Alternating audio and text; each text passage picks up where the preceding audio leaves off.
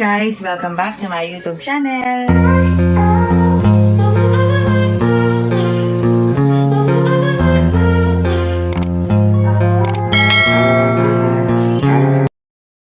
Hello guys! Welcome back to my channel! Heto na nga ang update ng Choco Mucho kontra sa Cherry Tigo.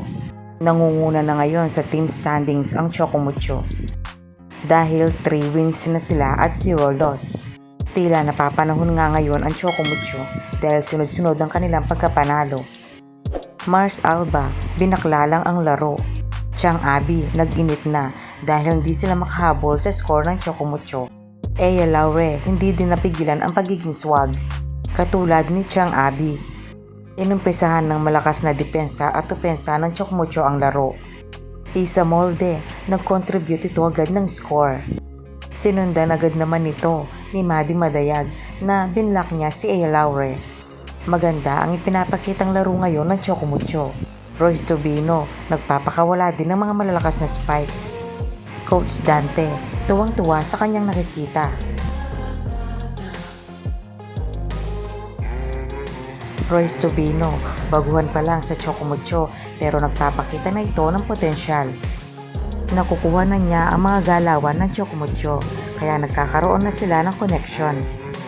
Dina Wong at Royce Tobino, nagkakaintindihan na sa loob ng court. Mga fans ni Dina Wong, napapansin na rin si Royce Tobino. Bagay daw sa kanya ang pagiging Choco Mucho.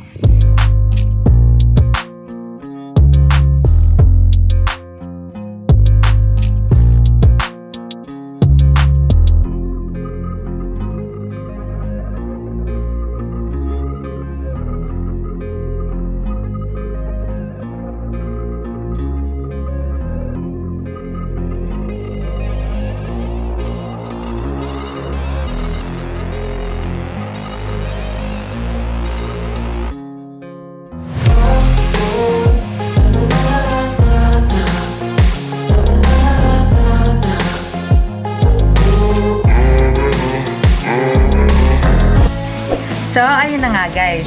Kung nagustuhan mo ang video nito, huwag mo naman sanang kalimutang mag-like at mag-subscribe. At pakipindutin mo na din ang notification bell para lagi kang updated sa aking mga videos. Thank you! Bye!